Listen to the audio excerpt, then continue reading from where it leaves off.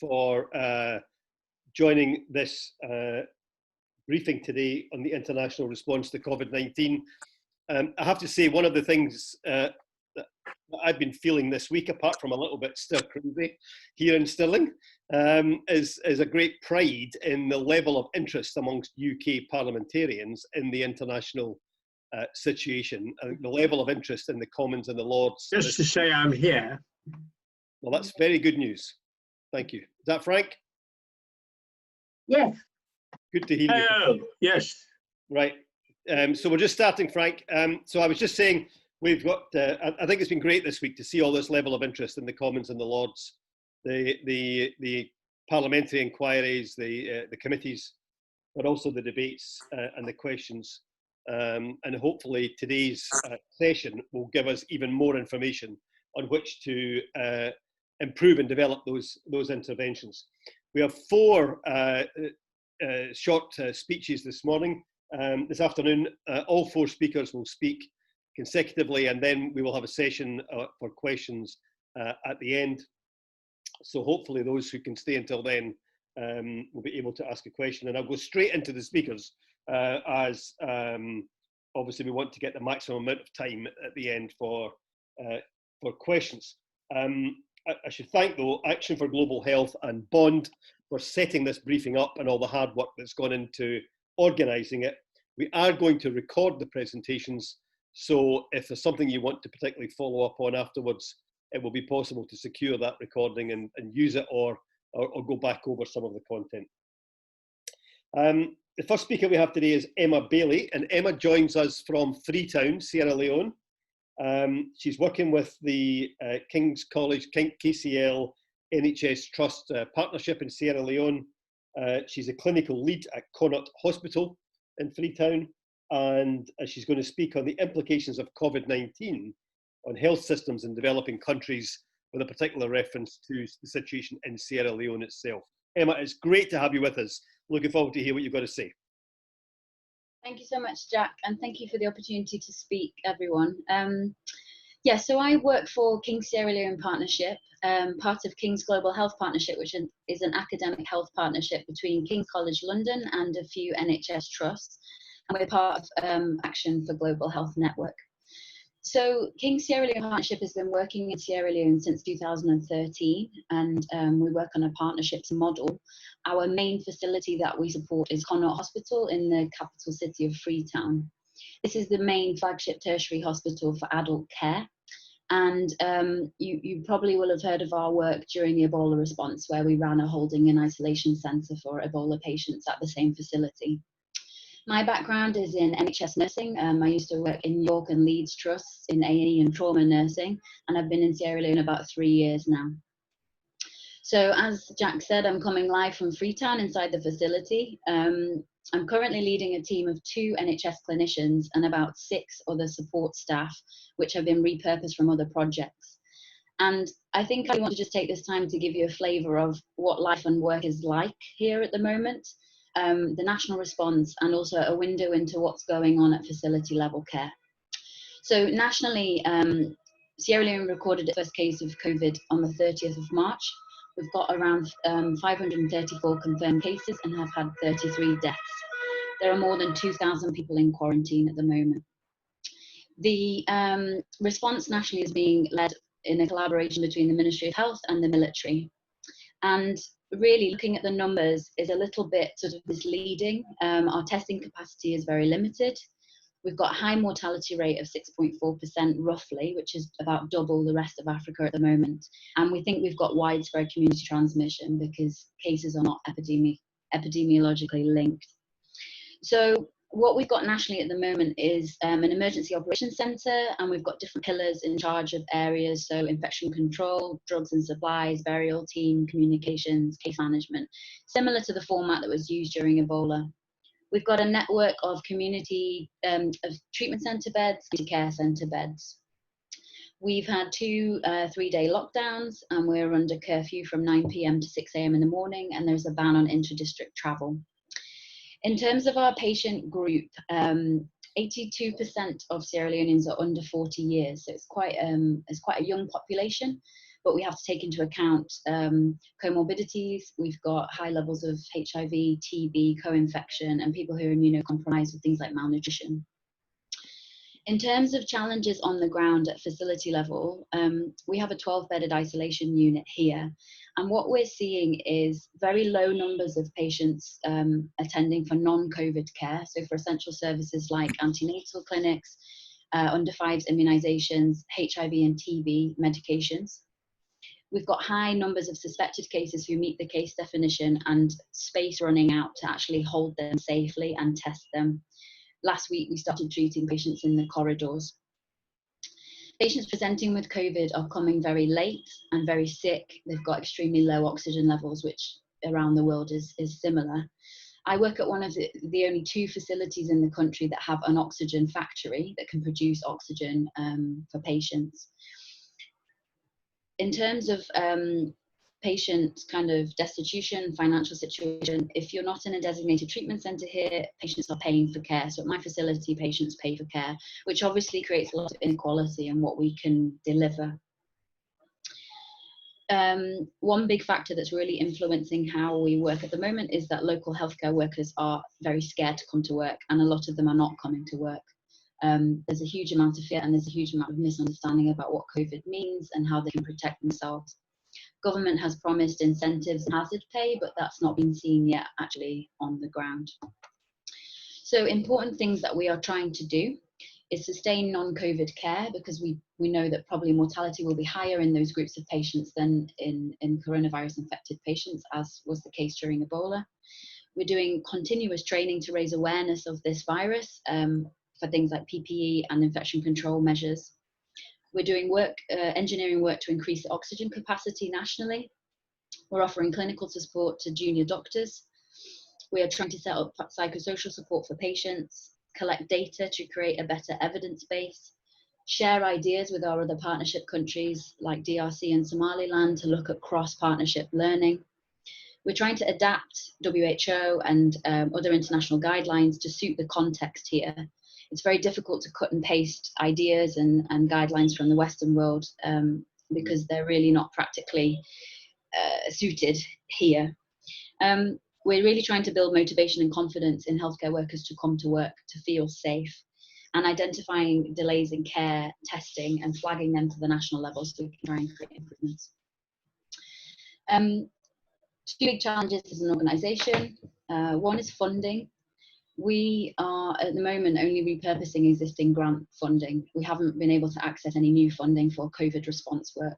We've been in negotiation with DFID for about 3 months now to repurpose our existing grants, and we haven't got a conclusion on that yet. Immediacy is really the issue here, and the key things are that funding is flexible, it's speedy, and it comes without restrictions. £20,000 now is more useful to us than £200,000 in 2 to 3 months' time.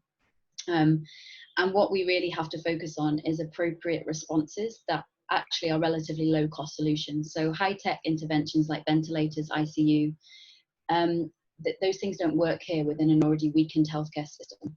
So it's about really partnering with local skilled clinicians, getting them motivated to work, getting them feeling safe to come to work, good community messaging, coming together as a sort of global community, and not forgetting that many of the things that we want to implement now actually have benefit in the longer term, after COVID-19 has left.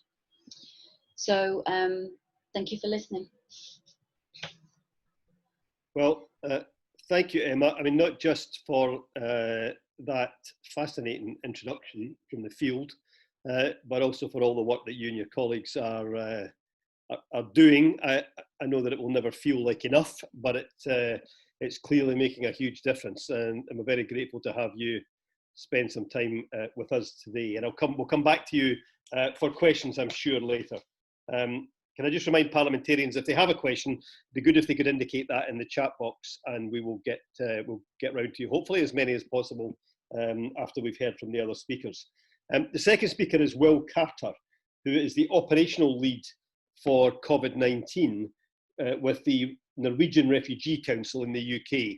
And Will is joining us today from Belfast. He's going to speak about the wider humanitarian impact of COVID-19 and particularly in relation to those affected by conflict. Will, good to have you here. Thank you, and thank you for everyone participating and the interest in this issue.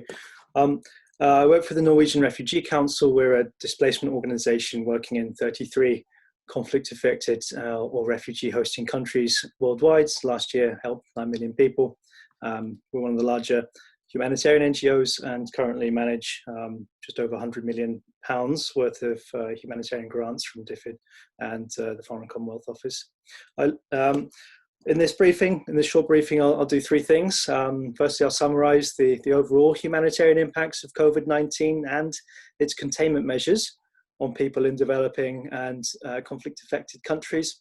Secondly, I'll give you a brief update on the state of the overall humanitarian response. And lastly, we'll suggest some ways that the UK and all of you could help diplomatically, operationally, and individually. But if I can start by saying off the bat, really, we're facing one of the worst humanitarian crises of our lifetimes. And by the end of the year, the scale of civilian casualties, in a sense, will be comparable to that which we saw in the First World War. Millions will have died, majority of them in developing, low-income and conflict-affected countries. But we still have everything to play for.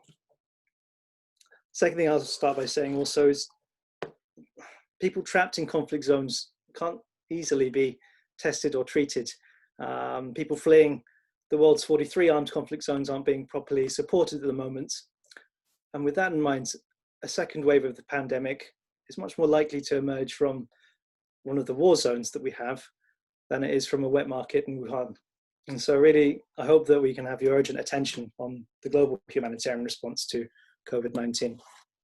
By the end of this week, there'll be over 5 million confirmed cases of COVID-19 worldwide and over 340,000 registered deaths. Again, I echo Emma's brilliant presentation. This is probably going to be an understatement. The epicenters of the pandemic, originally China and Iran, now Europe and the US, increasingly Latin America, are likely to shift over the next few weeks to the developing world, especially Africa, Middle East, South Asia. Officially, the statistics from these countries are likely to be an understatement. The access to testing services for the world's 71 million displaced people is negligible.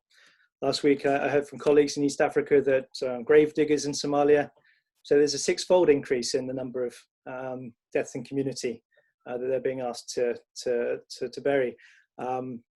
Yesterday, colleagues from Afghanistan, they're very worried about a random test, which revealed or suggested that at least a third of the residents of Kabul had already contracted COVID-19, much higher than the official counts. Most projections of how the disease will progress in the developing world are pretty bleak. My colleagues in universities and other operational agencies outline maybe 1 billion infections in the developing world, and nowhere near the same level of healthcare that we in Europe and over in the US enjoy. And in just the last few days, colleagues report that there's confirmed cases in Cox's Bazar, the world's largest refugee camp, one of the densest ones in the world too.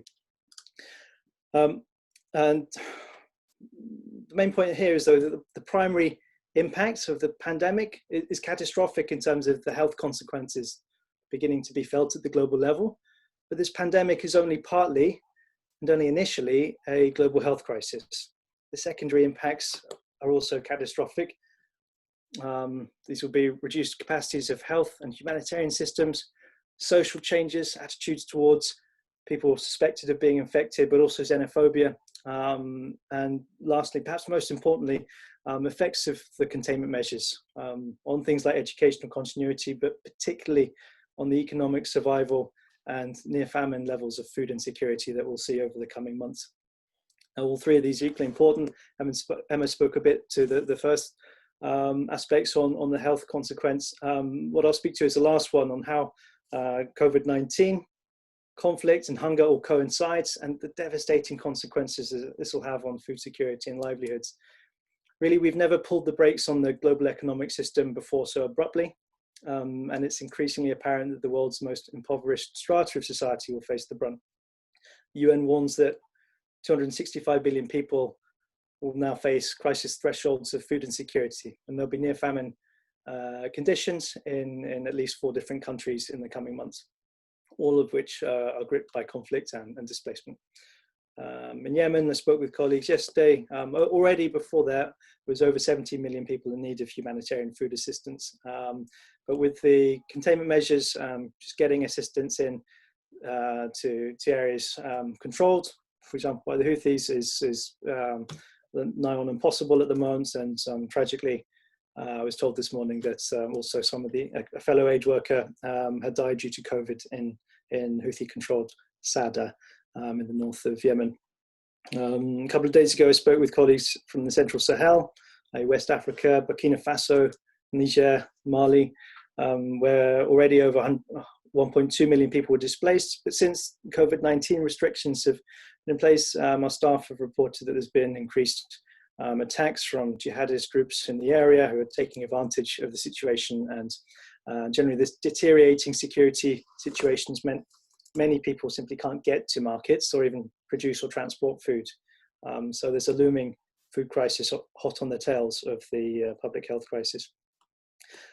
The restrictions are also going to destabilize markets and the economic survival in life or death terms for millions of people. And over 60 million people will probably be pushed back into extreme poverty this year, basically undoing the last 3 years' worth of progress made worldwide.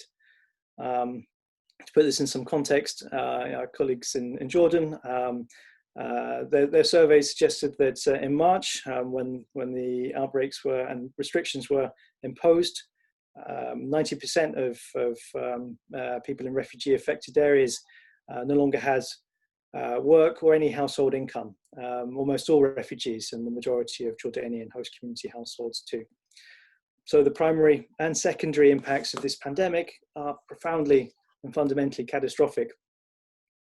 So far, and that was the largest part, but I've summarized the humanitarian impacts of COVID-19 and its containment measures on people in developing and conflict-affected countries. And now I'm going to briefly update you on the global humanitarian response before ending with a few suggestions on how we can move forward and help. All the same containment measures to control the spread of the virus also to an extent paralyze international humanitarian action. Survey in April suggested that 1 in 12 humanitarian operations worldwide have stopped.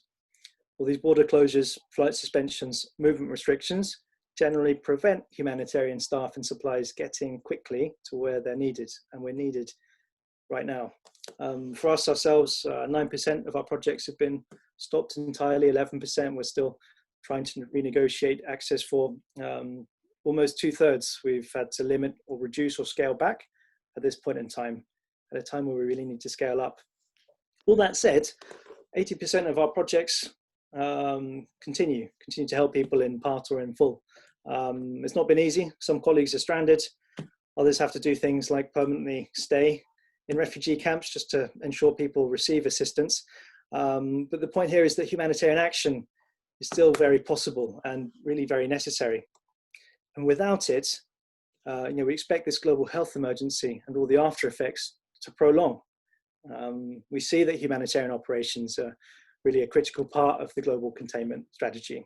Without even our normal levels of humanitarian action, the virus is definitely going to persist in conflict zones and continue spreading as people flee.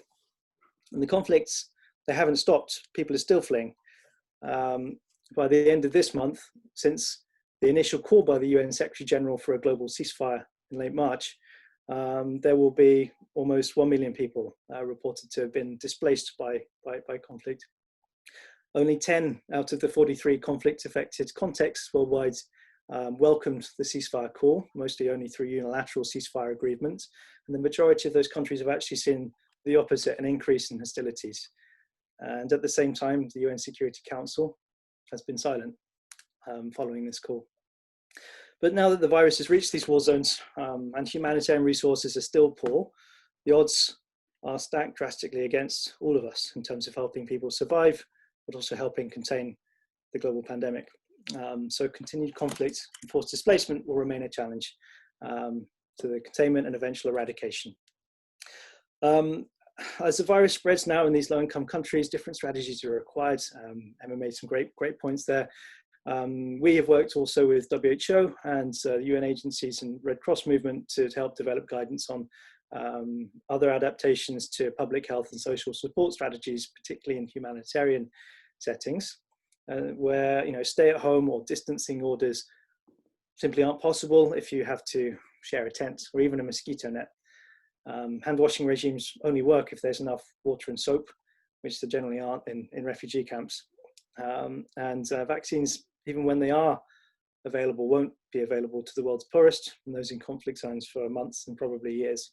So right now, we really need to work on scaling up life-saving preventive efforts. The window for action is critically small. We're talking just a few weeks here to get upstream of this. And if not, the fallout will be more painful and expensive for everybody. And I think Emma's quote that 20,000 today is much, much better than 200,000 in 2 or 3 months' time. UN-led Global Humanitarian Response Plan asked for $6.7 billion for an effective global response. And to put that in some terms, that's just 2% of what the UK alone has pledged for public spending. Of that call, only 15% is actually funded at the moment. And on-the-ground agencies such as ours have a much, much smaller part of that. Much more is needed. So to wrap this up, so far I've summarized the humanitarian impacts of COVID-19 and its containment measures on people in developing and conflict-affected countries. And I've updated you on the humanitarian response. And lastly, if I can suggest just a few ways that the UK and all of you could, and I hope should, help as a global humanitarian superpower. Diplomatic and humanitarian efforts to reduce conflict and conflict displacement have to be scaled up at this point in time and not scaled back. And although we feel this crisis at home in the UK, there's a tendency to look inwards. But as this is a global emergency, it will all only really end with a global solution. And we need people in this room to look outwards too. Overall, we're asking that some focus might be shifted away from the home front, which now thankfully appears to be moving in the right direction. And instead refocus on the front lines of conflict and the hardest to reach areas of the world. So there are 3 things that the UK can do and which you as parliamentarians can contribute to achieving. Firstly, the UK is a humanitarian superpower, and I hope all of us are proud of that. And this is a time where the UK can show global leadership and fill some of the vacuum that we see at the moment, including at the Security Council, which 3 months into this crisis is yet to produce a single resolution on COVID-19. The UK is already providing some generous financial support, and a colleague from Humentum will speak more to that in a moment. But this is a massive crisis, and more is inevitably and urgently needed, including money that reaches frontline agencies on the ground as quickly as possible. The quicker we can scale up work, the shorter and cheaper this fallout will be, and the longer we wait, the damage and costs will increase exponentially. The UK can support operationally too. It can fund air bridges and negotiate air travel routes and shared logistics pipelines. It can use some of the extensive diplomatic contacts on the ground to make sure that aid workers can operate through these exceptional circumstances at this time of global crisis. And lastly, you as parliamentarians can help individually also by just making sure that there's continued parliamentary focus and questions on this global humanitarian picture. Thank you for listening. Okay, thanks, Will. I'm going to move on quickly to the third speaker, but thank you very much for that. It was very interesting. Tim Bowes-Watson is the director at Humentum, who provide operational and advisory support to NGOs around the world. Tim's coming to us today from Oxford, and he's going to speak about the NGO support that's needed to help tackle this crisis. Thank you, Tim. Hi there. Thanks for giving me this opportunity. I've got a few slides which will help focus the conversation, and then I'm very keen that you ask whatever questions you would like. And I'm joined on the call by Graham Mackay from Bond. And Bond Humentum are working very closely on really understanding the role that NGOs can play in this response, and also what is the impact of COVID-19 on the NGOs themselves, the delivery capability, their finances, and so on. And that's what I'm going to give you a flavor of today. Just so you know where I'm coming from, originally I'm an accountant, but I've been working in NGOs since the mid-90s. I've worked with Save the Children, Christian Aid, VSO, both in head office, and I've been a country director. So I've got a good historical experience in NGOs as well. And I don't think I really need to say a lot more than Emma and Will have already said about how unprecedented this crisis is. In my career, I've never seen anything like it. The World Bank is saying that this is really the first time we're going to see a significant increase in poverty since the 1990s. So that's my entire career in this sector. And although the disease doesn't discriminate in terms of who it's infecting, it's very clear that the worst impact really falls on the most marginalized and vulnerable people. And the kind of multiple vulnerabilities really combine quite viciously to affect those people. And that's why, because of this vulnerability angle, that's why civil society is really so important, because one of the things that we're really good at is reaching those inter-communities and working with communities themselves to identify who needs support the most. And that's why, as a partner, civil society can really improve the value for money, because we can improve the targeting of all support, because we know that there is kind of a limited pot of support available. We also leverage that massively because we have relationships with national and municipal governments. And we also can mobilize all of these volunteers and other community assets and resources in the response. So how is the sector looking? Unfortunately, the UK sector has been very badly hit by this crisis. And it's kind of ironic because the strengths that the sector had over many years have proved to be vulnerabilities in the particular kind of perfect storm of COVID-19. Because we were, as kind of Will said, a humanitarian superpower. So 27% of the European Union's entire humanitarian budget for NGOs was going to UK NGOs. We had the preeminent humanitarian sector of the world, if you like. And you know, all of that capability is now being hit partly because we've been so popular with the UK public over many years. So we had a lot of income streams from events, from trading, from committed giving, from corporates and legacies. The events and trading have suffered a heart attack. Income has stopped almost overnight. That's why people like Oxfam in particular are suffering massively. And then other organizations that are more dependent on committed giving and corporates and legacies, it's taking longer to bite, if you like. And the fact that the sector as a whole, if you take the sector broadly, it's about a £4 billion sector. Less than £1 billion of that was coming from DFID, in fact, significantly less. So the lack of dependence on DFID, which for a long time was a great strength, is now a weakness because actually it's all the fundraised income. And we work as Humentum, our members are all over the world, and we have about 250 members in the US. And the contrast is marked. The US sector is not really suffering financially to a significant extent at this point. They may be in 2021. And that's because on the whole, they raise less from the US public, and they're much more dependent on US aid for their income model. And so what we've got is the sector that's definitely hurting a lot financially. Our research and Bond's research is broadly telling the same picture, which is that at the moment they're using their reserves, their unrestricted reserves, to sustain operations, but those reserves will probably fall by about 20% in the current year.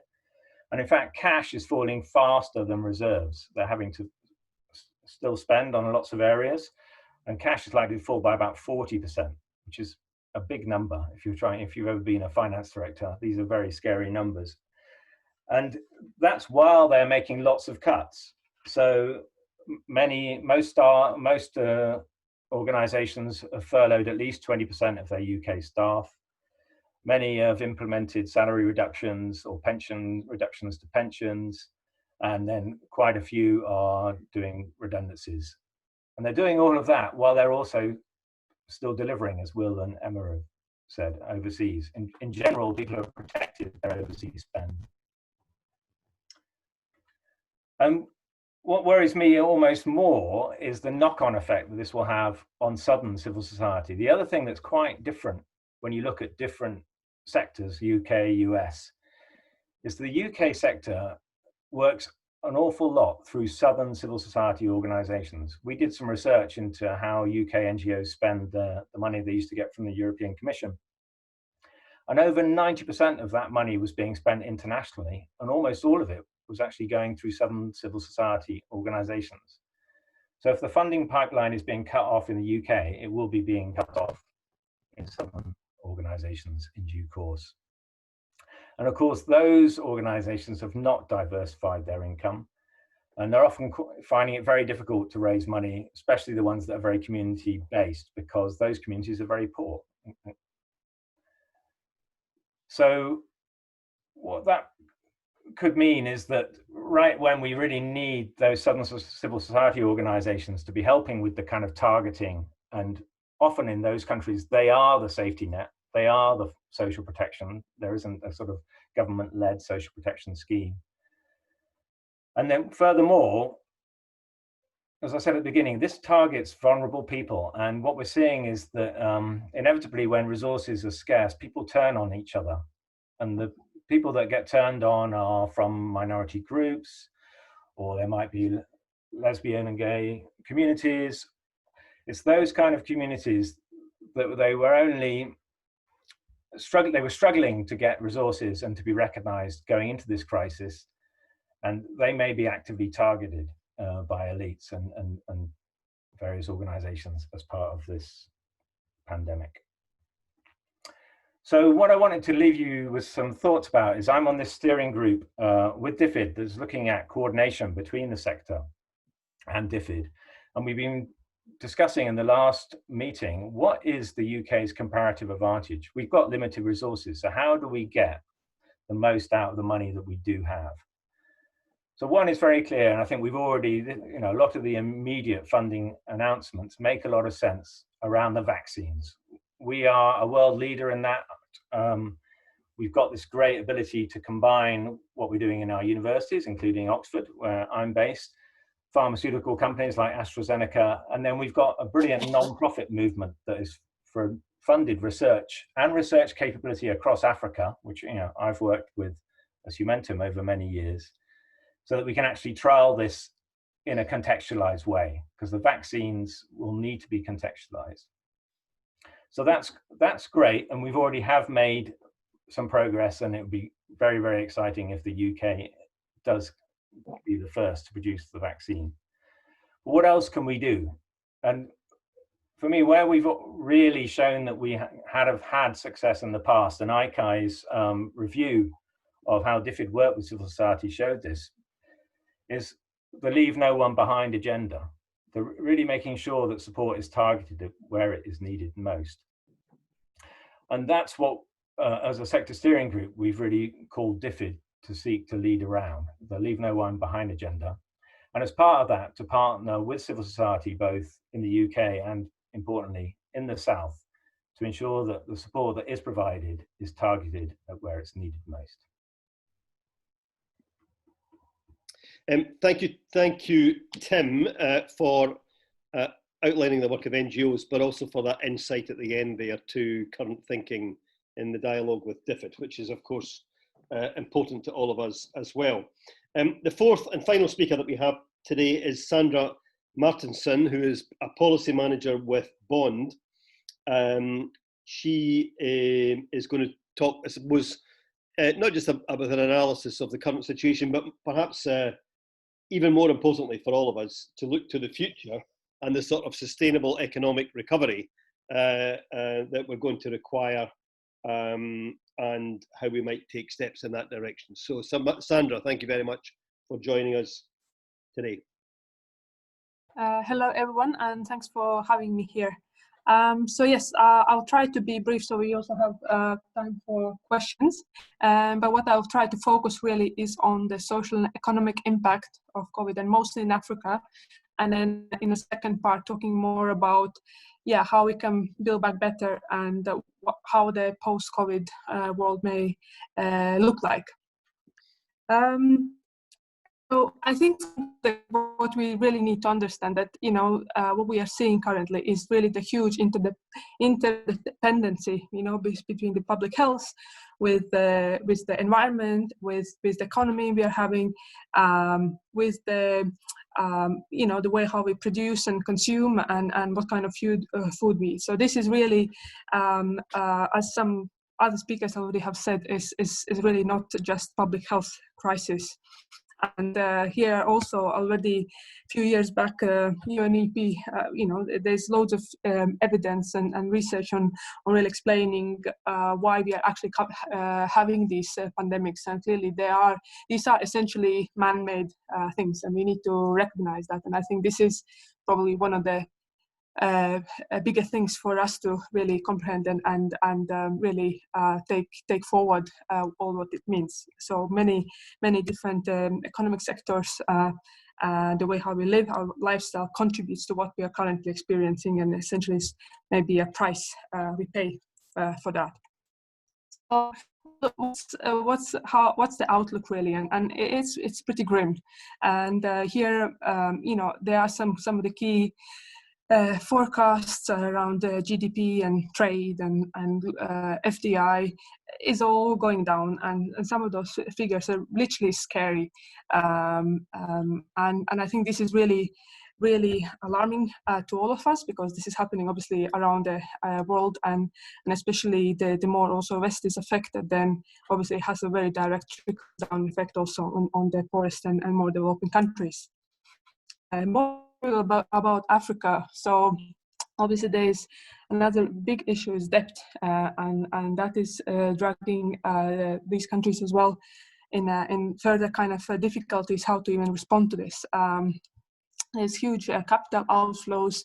For example, South Africa has already been downgraded to junk level. So basically, that means they're not really even able to borrow money really properly in markets.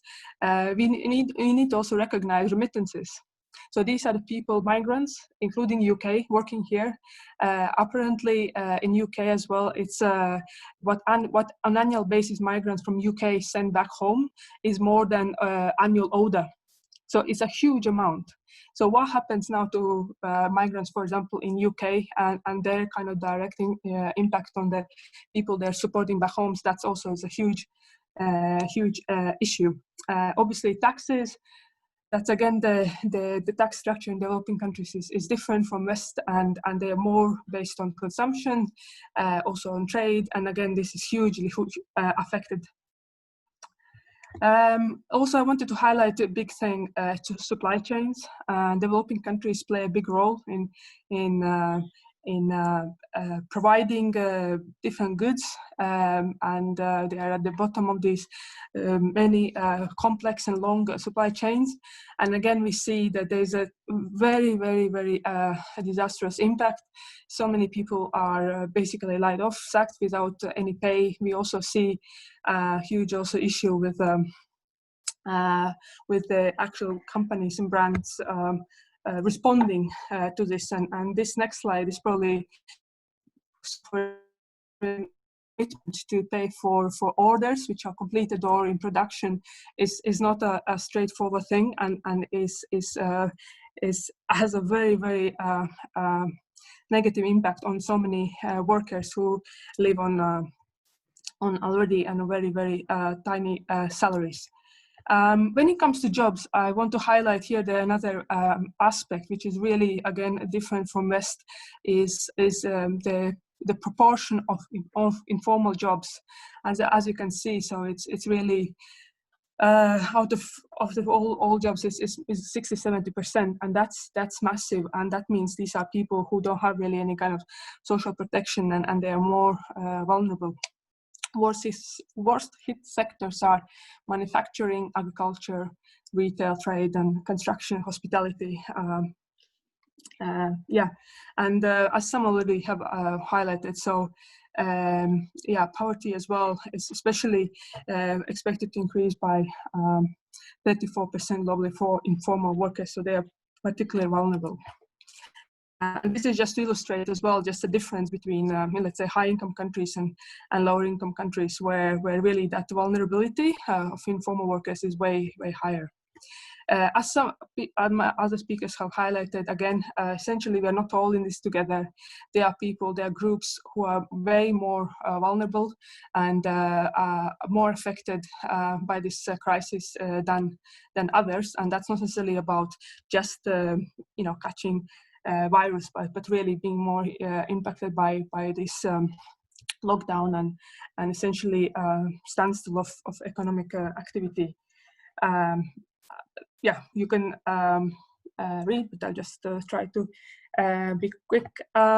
Yes, people already mentioned about the increased poverty, which is as well quite alarming, and that means probably falling back like by 10 years in terms of the progress we have made on eliminating extreme poverty. So that's again is kind of will be difficult to deal with, and there are also different side effects. So many people can't afford to stay at home, so they still keep on going and trying to do some work, but they run out of money. There's increased domestic violence, child labor.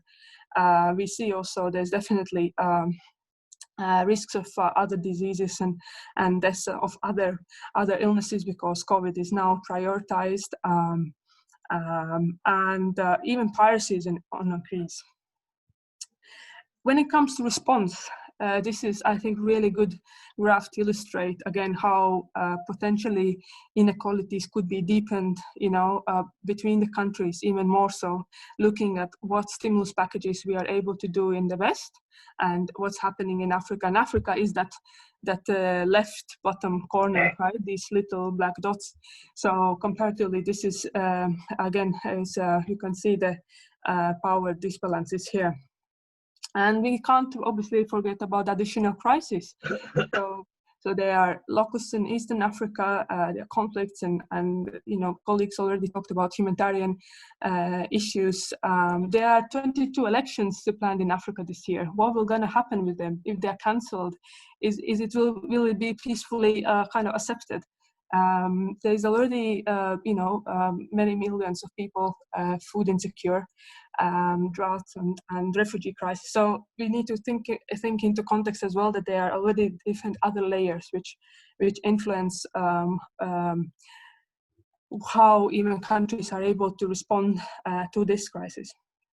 So this is essentially maybe the really summary of key challenges. So we see recession and depression. There's also issue with debt. Currently, many have suspended, but that's just a delaying disaster in a way. There's also limited fiscal space for governments to really act themselves, so they really rely on assistance from outside. There's also these other kind of risks of deglobalization and protectionism, which again is maybe really contradictory to actually what is currently needed the most, the solidarity and cooperation. There's also obviously the food crisis, just a simple fact that the food is actually, you can buy food and it's being traded. Obviously the healthcare systems, that's very clear. But then also there's this obviously expectation as well from everyone essentially to get support. But then there's that question as well still about the level of vulnerabilities and how we prioritize that support. Yes, and role of especially international businesses as well to stabilize economies, and what role they play in both also in terms of financially helping with this. And as for more kind of inwards perspective, I think we shouldn't forget about Brexit as well, which is, I think, for UK another almost forgotten issue, but it's hanging there. What's next? And here I wanted to just, I don't know if you have seen, but on the 4th of April, Financial Times had an editorial, which was pretty unexpected from Financial Times, what it is. But he was calling for pretty radical reforms, was talking about increased role of government. He was even talking about redistribution and wealth taxes and so on. So it looks like there is there is no way to go back to normal, and this is kind of looks like is a sign that there should be a new normal. It's just a question of how it may look like. And what we have been doing at Bond as well, we have been engaging already with our members on thinking what should come next, and also based on kind of wider, let's say, research and really looking at what people are saying. So what I would like to highlight here is, I think, is there are really sets of principles and values which we need to reinstate and really put in the center, and that means, you know, solidarity, also one health for planet and people, so that our health both are interrelated, and codependent, recognition also of science and evidence in policy making, so which we also realize now that it's been too ignored before, and there's also definitely commitment to SDGs and already what was mentioned, the Leave No One Behind and Paris Agreement. There's also obviously need to reshape economy, and again that's obviously more in-depth discussion about how that could look like, but some of the ideas are here, and it's mostly around green and decarbonizing and so on. There's also a question about the regulation and social contract. We need to probably redesign. And just I'm happy to share these slides and I'll go back if anyone wants more to find out. But these are the, maybe from our end, five actions for MPs you could support. So one is cancelling debt payments is really necessary, and so far it's been just suspended, but we think we can go beyond that. There's also still question about access of vaccine to the developing countries, and not to create kind of too big obstacles with respect to kind of the intellectual property rights and expected profit margins. I guess it's a exceptional case. The third one is about you know, UK brands and being responsible for their commitments with respect to their suppliers in developing countries. Also prioritize really healthcare, food safety, social safety net for all vulnerable now in the aid, and clearly also there is definitely need to increase aid, and even if also UK's GDP may fall and therefore 0.7 may in absolute terms may decrease, we still need to make sure that we do give as much as we can, and so ensure that we are not escalating this crisis. Yeah, I will stop here, and thank you so much. Okay, thank you very much, Sandra. Right, we've got 3 people have indicated so far that they would like to ask a question. Obviously, time is tight, but we will, I think, be able to go just past 3 o'clock if we need to. So I want to start with Stephen Doughty. Stephen, could you ask the first question, please? Thanks, Jack, and thanks very much for the briefing, and incredibly comprehensive and helpful. I'd be really grateful to get the presentations and any sort of further followed up documents by email. That'd be great. Just one question. I mean, you've all kind of touched on this in terms of the potential other health displacement effects of COVID, but I mean, I've just read a paper regarding, for example, something like 28 million other operations estimated likely to be cancelled across the developing world as a result of COVID, and obviously, you know, in some places there will be, you know, a complete stop of all other activity. We've seen this with Ebola, other crises before, where people either don't seek health or resources are diverted, and you actually see more people dying from other conditions. I just wondered if you could just say a little bit more on that in terms of the wider diversionary effect in health systems. Great, great question.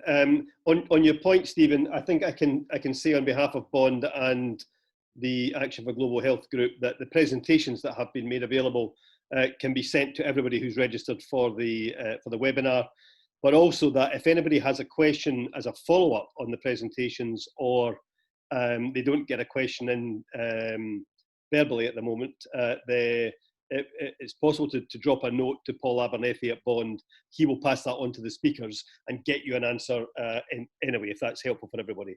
I've now got, actually, I've got quite a few people coming in with questions, so I'm going to take all the questions and then come back to the speakers. So the second one is Chris Law.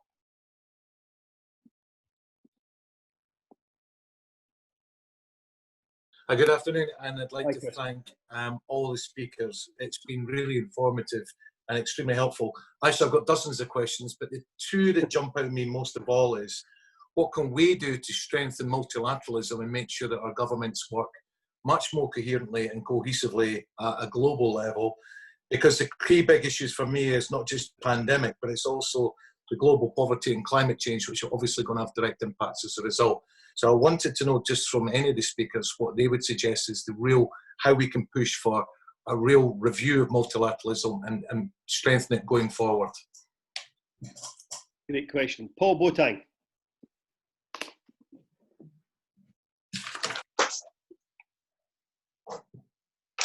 Hi, Paul. Unmute yourself at the left-hand bottom I corner. need to unmute Paul.